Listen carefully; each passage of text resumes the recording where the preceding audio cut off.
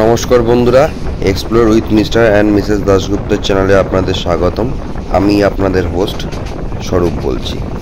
ভাবছেন কোথায় যাচ্ছি, সে বিষয়ে বিস্তারিত বলার জন্যই এসেছি আপনাদের কাছে আজকে। তার আগে একটু বলে নিই এই যাত্রাপথ সম্পর্কে। গত 15ই ডিসেম্বর 2024 আমরা একটা পিকনিকের উদ্দেশ্যে বেরিয়ে পড়েছিলাম টাকির রূপসী বাংলা লজে।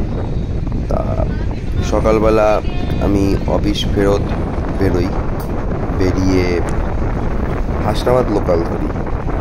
আমি হৃদয়পুর স্টেশন থেকে হাসনাবাদ লোকাল ধরেছিলাম। প্রথমে ভেবেছিলাম ভিডিওটা করব না, কিন্তু পাশের প্রাকৃতিক দৃশ্য দেখে নিজেকে ধরে রাখতে পারলাম না। তাই ভাবলাম যে ভিডিওটা আপনাদের সঙ্গে শেয়ার করি। ট্রেন চলতে চলতে এই মুহূর্তে বাহারিয়া কালীবাড়িতে এসে উপস্থিত হয়েছে। বাহারিয়া কালীবাড়ির আগে আপনার আছে হলো কাজীপাড়া এবং কদম্বগাছি। এই দুটি স্টেশন ক্রস করেই আমরা বাহারিয়া কালীবাড়িতে এসে পৌঁছেছিলাম। হৃদয়পুর, বারাসাত, কাজীপাড়া, কড়েয়া কদম্বগাছি, তারপর হলো বাহারিয়া কালীবাড়ি। এবার বাহারিয়া কালীবাড়ি থেকে আমাদের ট্রেন ছাড়লো। ট্রেন ছেড়ে এগোতে লাগলো তার পরবর্তী গন্তব্য সন্ডালিয়ার উদ্দেশ্যে।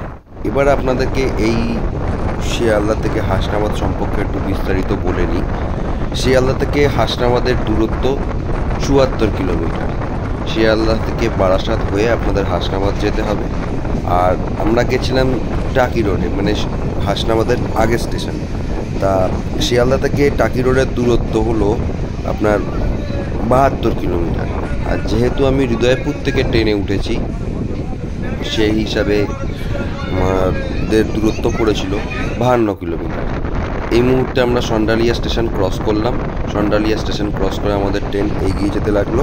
তার পরবর্তী উদ্দেশ্য বেলিয়াঘাটা রোড। অর্থাৎ আমি যেহেতু আপনাদের হৃদয়পুর থেকে উঠেছি, সেই হিসাবে আমি আমার যাত্রাপথে অলরেডি, মানে যদি আমি হৃদয়পুর থেকে ধরি তাহলে আমার অলরেডি 14 কিলোমিটার যাত্রাপথ কমপ্লিট করা হয়ে গেছে। করে তার পরবর্তী গন্তব্য আসছে বেলিয়াঘাটা রোড, যার দূরত্ব হলো সন্ডালিয়া থেকে মাত্র 2 কিলোমিটার। এই রাস্তার এই যে রেল লাইনের দুপাশে ধান ক্ষেত, এবং ধান ক্ষেত ছাড়া আমি পেলাম হলো আপনার ইটভাটা। বর্তমানে আমি দাঁড়িয়ে আছি বেলিয়াঘাটা রোডে। বেলিয়াঘাটা রোড থেকে আমাদের ট্রেন ছেড়ে দিয়ে যাচ্ছে লেবুতলা উদ্দেশ্যে। বেলিয়াঘাটা থেকে লেবুতলার দূরত্ব 4 কিলোমিটার। দেখতেই পাচ্ছেন আমার এই বাম সাইডে একের পর এক ইটভাটা, আর এখানে ধান ক্ষেত রয়েছে। মাছের ভেরিও কিছু পাশে পেয়েছি। এরকম সুন্দর একটা মনোরম পরিবেশের মধ্যে দিয়ে আমাদের ট্রেন চলল। মাঝে বিদ্যাধরী ক্যানেল হতে পারে বা খালের মতোই রইলো, তবে বিদ্যাধরীর একটা কোনো শাখাও হতে পারে। সেটা ক্রস করে আমাদের ট্রেন এগিয়ে যেতে লাগলো আমাদের পরবর্তী গন্তব্য লেবুতলার দিকে।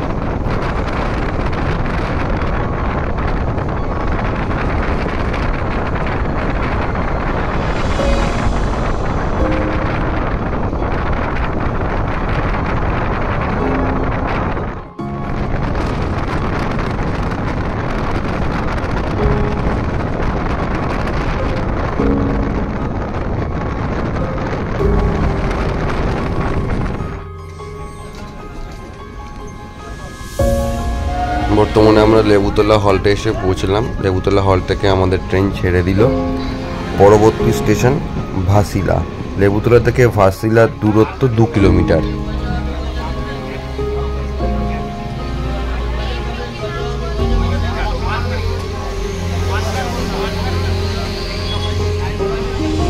ভাসিলাতে এসে ভাসিলাও আমাদের ট্রেন ছেড়ে দিল। ভাসিলার পরবর্তী স্টেশন হলো হারোয়া রোড। ভাসিলা থেকে হারোয়া রোডের দূরত্ব 3 কিলোমিটার। আমরা আমাদের যাত্রাপথের, মানে যদি হৃদয়পুর থেকে ধরি তাহলে অলরেডি আমরা 25 কিলোমিটার রেলপথ ক্রস করে হারোয়া রোডের দিকে যাচ্ছি। 22 কিলোমিটার করেছি। হারোয়া রোড গেলে আমাদের আরও 3 কিলোমিটার যেতে হবে, মানে প্রায় 25 কিলোমিটার পথ। এই বর্তমানে আমাদের ট্রেন এই মুহূর্তে হারোয়া রোড স্টেশন ক্রস করলো।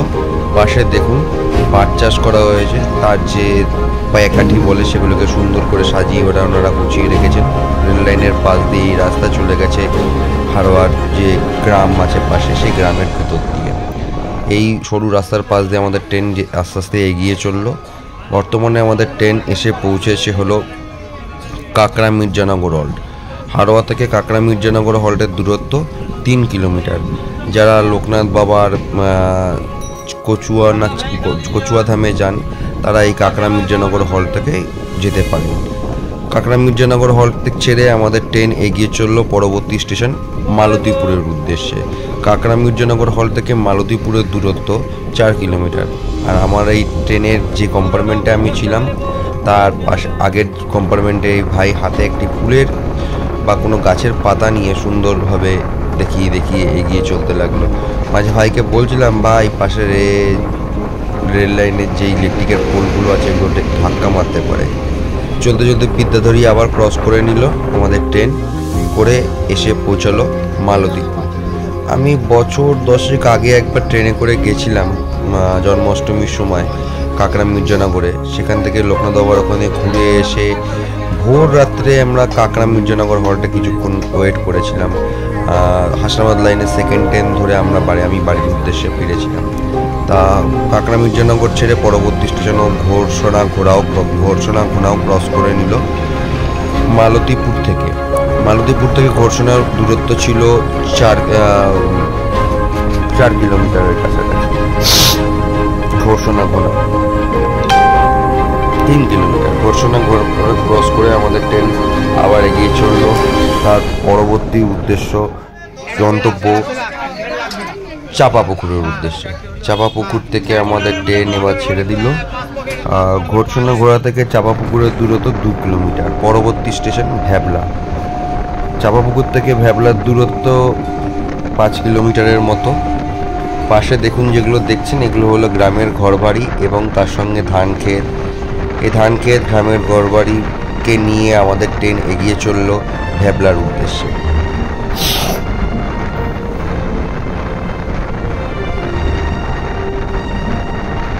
ধান সবে তুলে নিয়েছে, কিছু কিছু জায়গায় ধান রয়েছে, তবে বেশিরভাগ ক্ষেত্রে ধান তুলে নিয়েছে।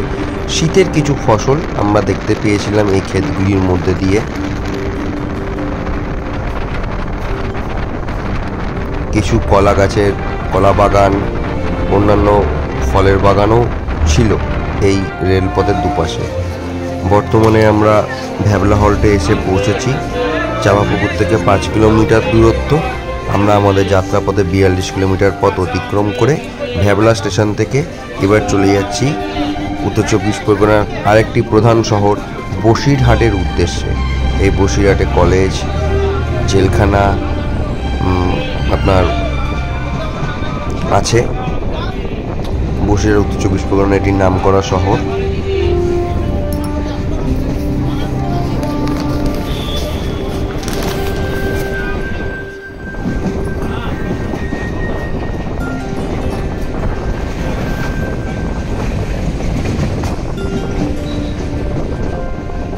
আমরা আমাদের যাত্রাপথের 42 কিলোমিটার পথ অতিক্রম করে এই মুহূর্তে বসিরহাট স্টেশনে এসে উপস্থিত হয়েছি। ভ্যাবলা থেকে বসিরহাটের দূরত্ব ভ্যাবলা স্টেশন থেকে বসিরহাট স্টেশনের দূরত্ব 2 কিলোমিটার। এই হলো বসিরহাটের প্ল্যাটফর্ম। আমাদের ট্রেন বসিরহাট প্ল্যাটফর্মে ঢুকছে। এটা বসিরহাটের 1 নম্বর প্ল্যাটফর্ম। আমাদের ট্রেন 2 নম্বর প্ল্যাটফর্মে ঢুকেছিল। 1 মিনিটের মতো হল্ট ছিল। 1 মিনিট বাদেই আমাদের ট্রেন বসিরহাট থেকে ছেড়ে দেয়, চলে যায় তার পরবর্তী উদ্দেশ্য মাতালিয়া অনন্তপুরের উদ্দেশ্যে। বসিরহাট থেকে মাতালিয়া অনন্তপুরের দূরত্ব 2 কিলোমিটার।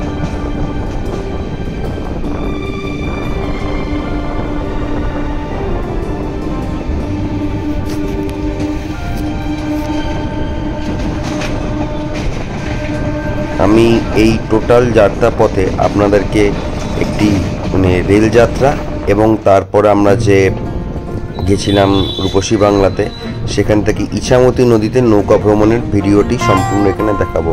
শুধু দেখাবো না, আমাদের পিকনিকের যে অংশটি সেই অংশটি আমি এই ভিডিওর মধ্যে রাখিনি।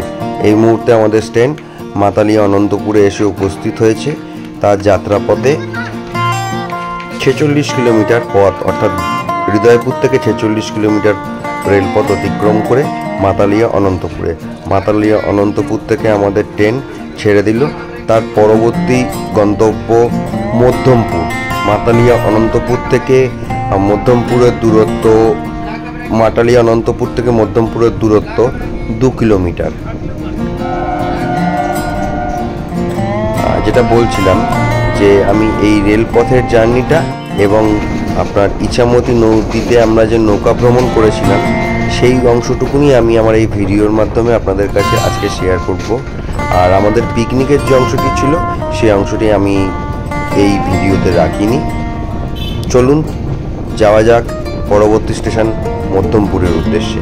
বলতে বলতে আমরা মধ্যমপুর স্টেশনে এসে পৌঁছে গেছি আমাদের যাত্রাপথে 48 কিলোমিটার পথ অতিক্রম করে। মধ্যমপুর থেকে আমাদের ট্রেন ছেড়ে দিল। পরবর্তী স্টেশন নিমদারি। মধ্যমপুর থেকে নিমদারির দূরত্ব 2 কিলোমিটার পথ। এই লাইনে প্রতিটি স্টেশনই একটা স্টেশন থেকে আরেকটা স্টেশনের দূরত্ব ম্যাক্সিমাম 2 থেকে 3 কিলোমিটার।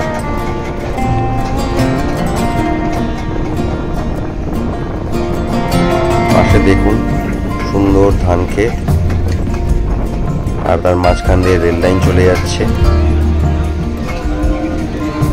সবুজে ঘেরা চারিপাশটা, মাঝে মাঝে কিছু বাড়িঘর দেখা যাচ্ছে। এবার আমাদের ট্রেন এসে পৌঁছালো নিমদারি। আমাদের যাত্রাপথে 50 কিলোমিটার পথ অতিক্রম আমরা করে ফেললাম এই নিমদারিতে এসে। নিমদারি থেকে আমাদের ট্রেন ছেড়ে দিল এবং পরবর্তী স্টেশন টাকি রোড, যে স্টেশনে আমরা নামবো। নিমদারি থেকে টাকি রোডের দূরত্ব 2 কিলোমিটার পথ।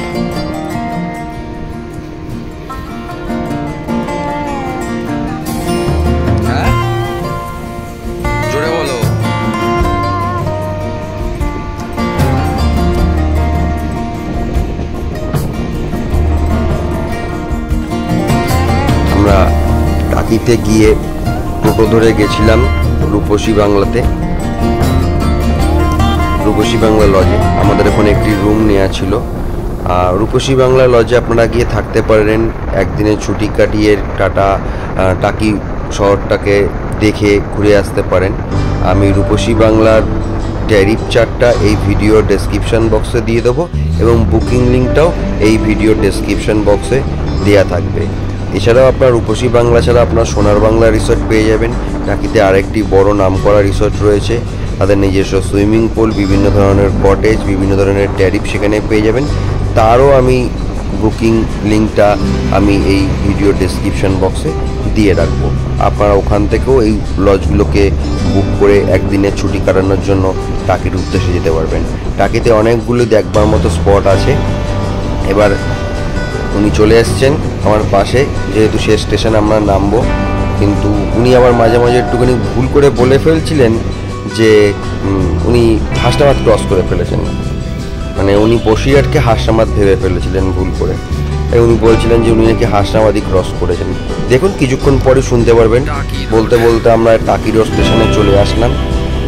এই টাকি রোড স্টেশনের পরে এই লাইনের শেষ স্টেশন হাসনাবাদ। আমরা আমাদের যাত্রাপথে 52 কিলোমিটার, অর্থাৎ হৃদয়পুর থেকে টাকি রোড 52 কিলোমিটার পথ অতিক্রম করে আমরা এসে পৌঁছলাম বা টাকি রোড স্টেশনে। আর এই শিয়ালদা থেকে আমাদের টাকি রোডে দূরত্ব হলো 72 কিলোমিটার। আমি শিয়ালদা থেকে হাসনাবাদ লাইনের যা ট্রেনের লিস্ট আছে তাই এই ভিডিও ডেসক্রিপশন বক্সে দিয়ে দেবো। এবার আমরা টাকি রোড স্টেশন থেকে নেমে এগিয়ে যেতে লাগলাম টোটোর উদ্দেশ্যে। টাকি রোড স্টেশন থেকে রূপসী বাংলা লজ পর্যন্ত আমাদের ভাড়া পড়েছিল পার হেড 20 টাকা করে। আপনি কোথায় যাচ্ছেন?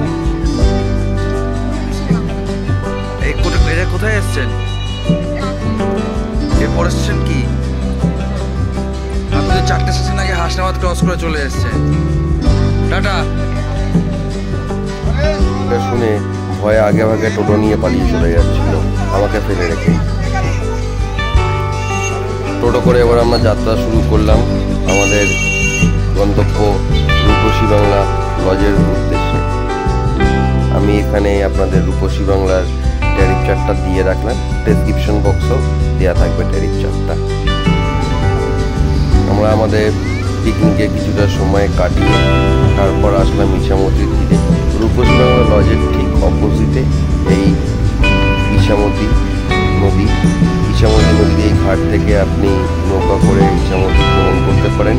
এখানে দু ধরনের ভাড়া আছে, একটা হলো একদিকে গেলে পরে আপনার পড়বে 100 টাকা, আর বোথ সাইড গেলে পরে আপনার পড়বে 200 টাকা করে ভাড়া। আর এই টাকির যে ইছামতির পাড় তার ঠিক অপোজিট পাড়ে রয়েছে বাংলাদেশ। ইছামতি নদীর উপরে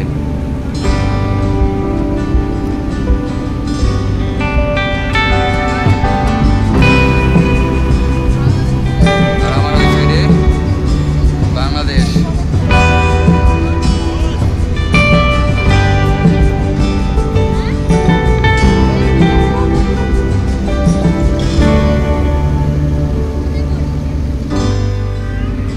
সামনে আরেকটি নৌকা আছে যেটি আমাদেরই লোকজন রয়েছে, আর এই নৌকা আমাদের এখানে দাঁড়িয়ে আছে মাদল বাহিনী।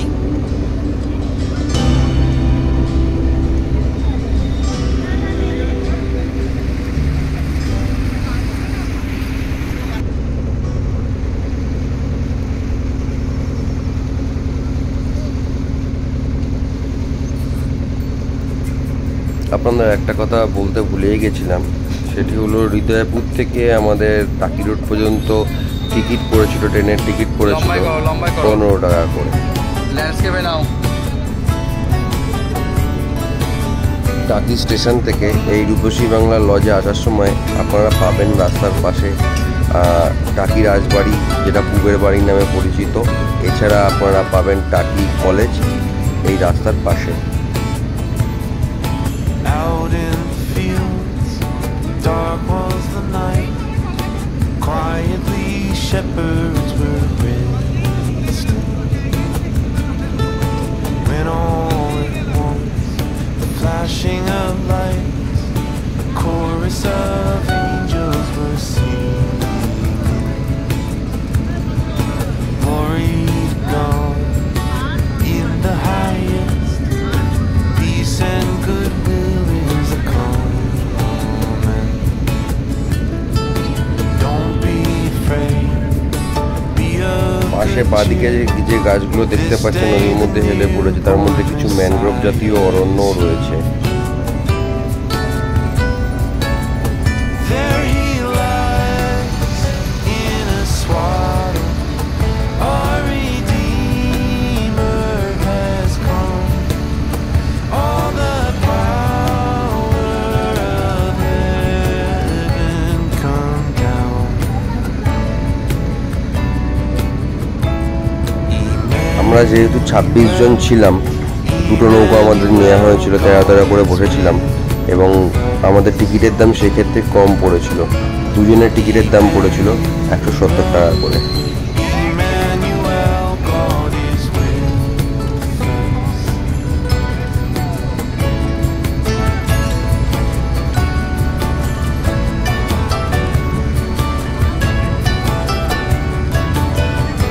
এখানে সব মাছ ধরার নৌকা দাঁড়িয়ে আছে।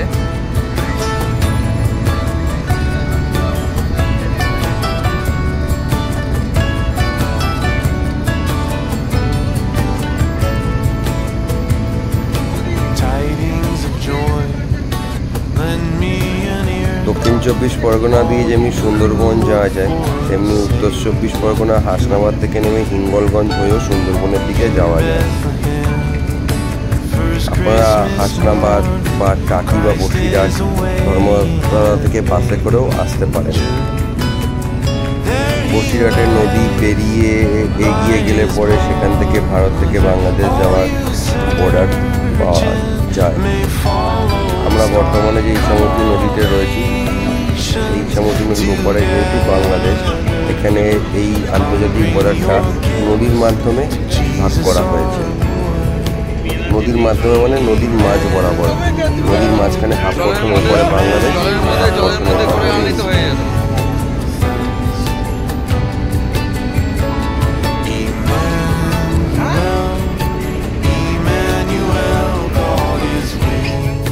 আমি একেবারে নদী একেবারে নৌকার ধারেই ছিলাম, একটু ভিডিও করে নিলাম নিচে থেকে।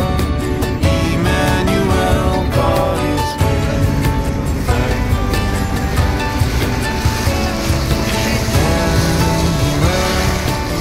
Emmanuel, God is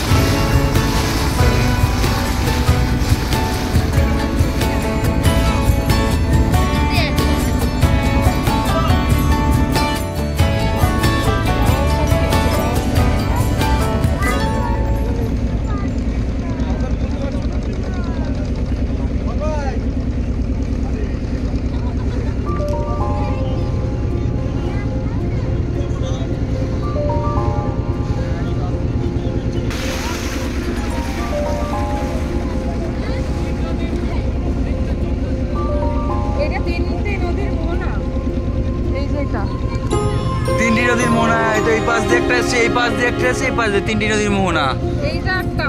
হ্যাঁ এইটা একটা, ওই পাশ দিয়ে একটা এসছে, এই পাশ দিয়ে তিনটে নদীর মোহনা। এই একটা নদী, এই আমরা যেটা যাচ্ছি সেটা একটা, আর এই পাশ দিয়ে একটা এসছে, তিনটি নদীর মোহনা। তিনটি নদী হলো, একটি বিদ্যাধরী এসছে, আর একটি মাতলা এসছে নদী, আর আমরা যে নদীটা দিয়ে যাচ্ছি সেটা হলো ইচ্ছামতি। তিনটি নদী এখানে একত্রিত হয়েছে এসে, তাই একে তিনটি নদীর মোহনা বলা হয়। আর আমরা যেখানে রয়েছি সেটা তিন।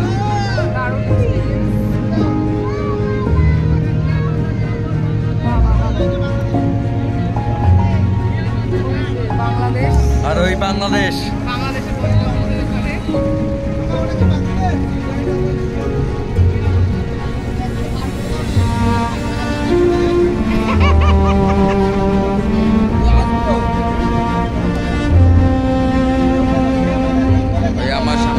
ওপাশে বাংলাদেশের একটা নদীঘাট দেখা যাচ্ছিল এবং মেলাও হচ্ছিল সেই নদীঘাটের পাশে, এবং লোকজন নৌকা করে যাতায়াতও করছিল, আমরা দেখতেও পাচ্ছিলাম খালি চোখে, কিন্তু আমার এই ক্যামেরার মাধ্যমে আমি আপনাদের কাছে সেটা পরিষ্কার দেখাতে পারিনি।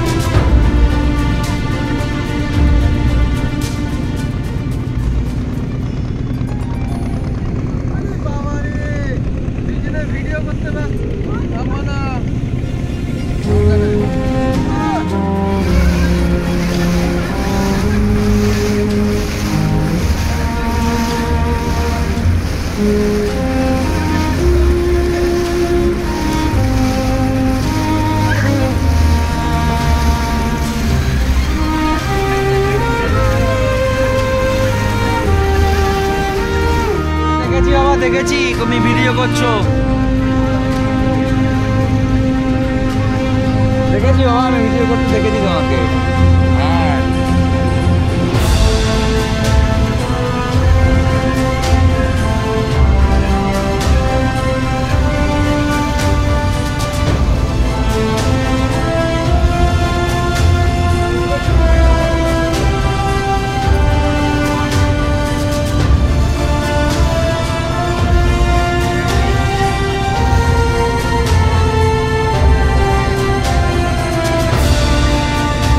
এই নদীর পাশে আমাদের ইন্ডিয়ান সাইডে এবং বাংলাদেশের সাইডে অনেক ইটভাটা আমাদের নজরে এসেছিল, আর আমাদের সাইডে বিএসএফের ক্যাম্পও, অনেকগুলো বিএসএফের ক্যাম্প পরপর ছিল।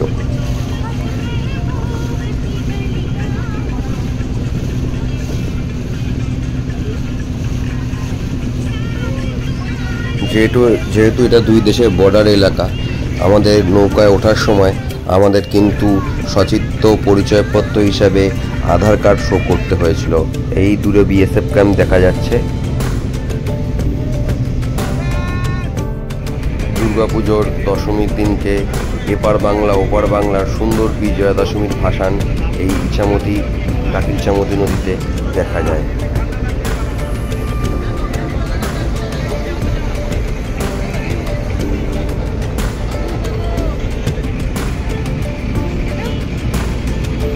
টাকি সোনার বাংলা রিসোর্ট।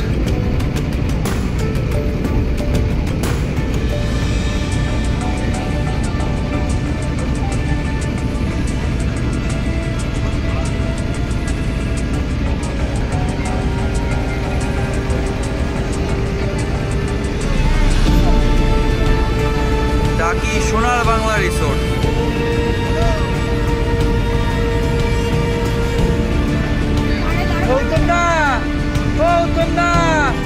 এটা আসতে হবে একদিন, টাকি সোনার বাংলা, এটা আসতে হবে।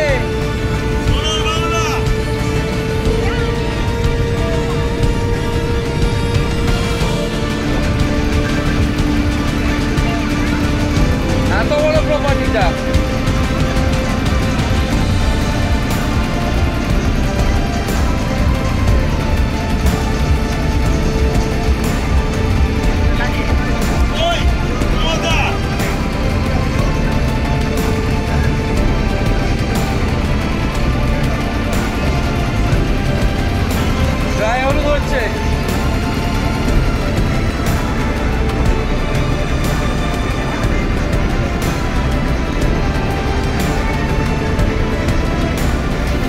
আমাদের এখানে একটা ব্যাচেলার ছেলে আছে, আপনি নিলে নিতে পারেন, এই যে দাঁড়িয়ে আছে।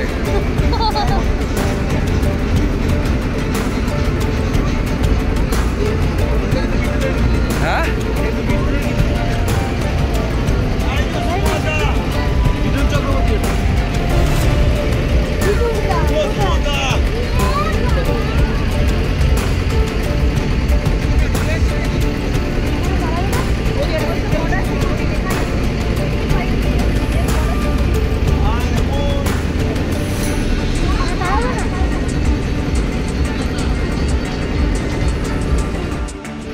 আমি ভিডিও করব বলে কোনো পরিকল্পনা করে আসিনি, নিছক একটা পিকনিক এসছি। সেই পিকনিকে এসে রেলপথের দৃশ্য ভালো লাগলো, সেটা আপনাদের সঙ্গে ভিডিওর মাধ্যমে শেয়ার করলাম, এবং জলপথে ভ্রমণ করার সময়ও ভালো লাগলো, সেই ভিডিওটি আমি আপনাদের কাছে শেয়ার করলাম। তবে কথা দিচ্ছি, এরপর নিশ্চয়ই কোনো একটি সময় আমি টাকিতে আসব, প্রতিটি ট্যুরিস্ট স্পট এবং এখানকার আনুষঙ্গিক যা কিছু আছে সমস্ত কিছুর ডিটেলস ভিডিওর মাধ্যমে আপনাদের কাছে শেয়ার করব। সন্ধে নামতে চলেছিল, বিকাল প্রায় হয়ে গেছিল, প্রায় 3টে বাজে। আমরা এবার আমাদের এই জলপথ ভ্রমণ কমপ্লিট করে আমরা আমাদের আবার রিসোর্টের দিকে এগিয়ে যাব, আমাদের রূপসী বাংলা লজের দিকে এগিয়ে যাব। কারণ আমাদের বাদবাকি লোকজন প্রথম আরেকটি যে নৌকো ছিল সেটি অলরেডি পৌঁছে গেছে, আর আমরাও যাব, কারণ আমাদের দুপুরের যে পিকনিকে খাওয়া সেটা খেতে হবে। তা এই ভিডিওটা এই পর্যন্তই থাকলো। যদি আমাদের এই ভিডিওটি আপনাদের ভালো লাগে তাহলে অবশ্যই আমাদের এই চ্যানেলটি সাবস্ক্রাইব করবেন এবং বেল আইকনটি প্রেস করে দেবেন, তাহলে আমরা চ্যানেলে নতুন কোনো ভিডিও আসলে পর তার নোটিফিকেশান আপনাদের কাছে পৌঁছে যাবে। টাকি থেকে আজকের মতো বিদায় নিচ্ছি, ভালো থাকবেন।